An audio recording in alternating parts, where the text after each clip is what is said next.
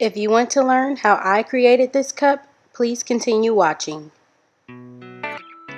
First, you're going to need a bucket filled with water, a cup of your choice, painter's tape, and any tool you don't mind getting wet. In this case, I used a wooden pencil. Next, you're going to need spray paint. I chose to use a teal, a white, a coral, pink, and clear. Now you're going to spray each of your paint cans into the bucket one color at a time. You can spray directly in the center and you will see each color spread out towards the edges of the bucket. You can also spray in random spots. Any technique will have your cup looking very cool. I'm going for a marble effect, and this technique is what works best for me.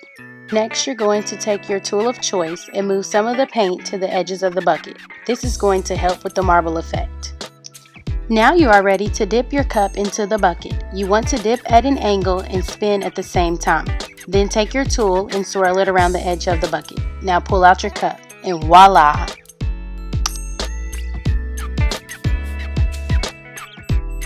Next, I am using my heat gun on the low setting to dry the water bubbles. I then took a paper towel to dap up the rest of the bubbles. My cup is mostly dry, so I am not messing up the design.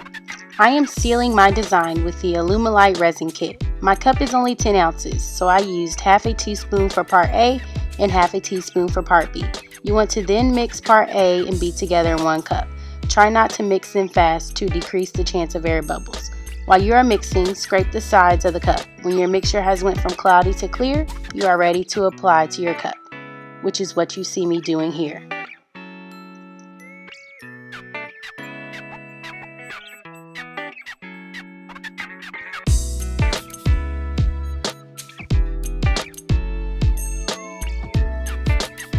If you're like me, then an item is not complete until it sparkles. Therefore, I decided to add gold glitter to my cup. I applied the glitter in the way the paint design flowed, and then used my finger to spread it down so there wasn't any harsh glitter spots.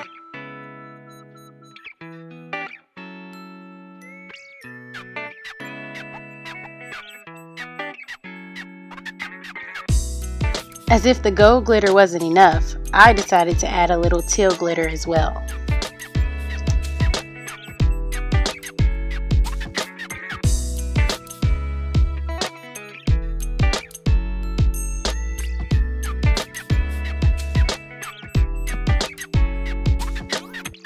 Now you will leave your cup to turn for 12 hours before applying the decal. Here's the finished cup before the name. After 24 hours of curing, here is the final cup. Give this video a thumbs up if you like it, and don't forget to follow Riley's Corner on social media. Bye-bye!